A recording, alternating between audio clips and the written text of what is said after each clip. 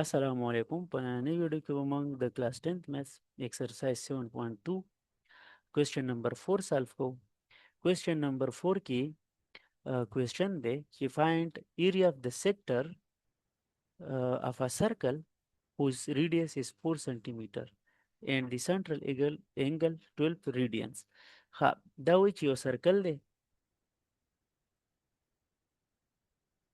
سرکل دی او د دې چې کوم ریډیس دی هغه 4 میټر ریډیس دی او د دې چې کوم دي ځای کې انګل جوړه شوې ده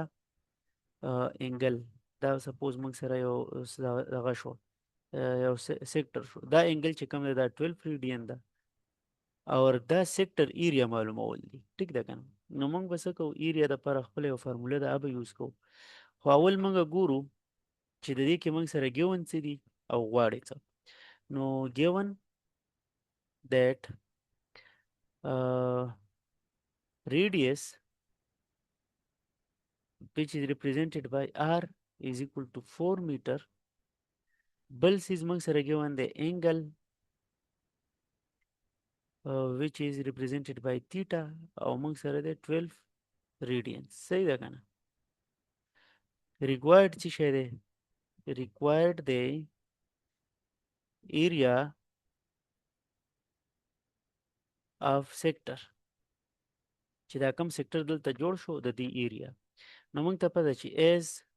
area of the sector is given by دا فارموله به یاد ساتئ 1 divided by 2 r square theta ټیک ده کنه دا فارموله به تاسو یاد ساتئ دا لزه یو ریډ سرکل کې بنده کوم چې دا تاسو ته بیا یاد یو نه درنه هېرېږي ټیک ده کنه ها څه به کوئ په دې کې به ویلیو واچوئ دې کې به زه ولیکم پوټینګ ویلیوز ویلیوز چې پکې واچوئ نو ای به موږ سره څه راشي دا ای چې کومه د ایریا اف سیکټر ریپرزینټ کوي 1 ډیوایډ بای 2 په خپل ځای آر سکویر 4 میټر هول سکویر او تیټه چې کومه ده 12 ده دا کارکولیټر ما دې ته وجې دلته ایښی دی چې دا دې کې کیلکولیشن راځي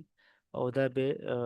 مشکلات جوړوي نو ګورئ 12 او 2 دا چې ډیوایډ شي دې نه به 6 راشي نو ایریا از ایکول ټو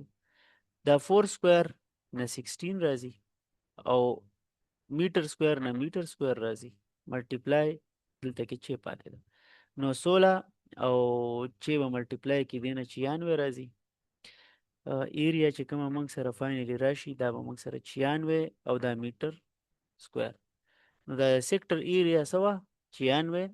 میټر سکویر موږ سره راله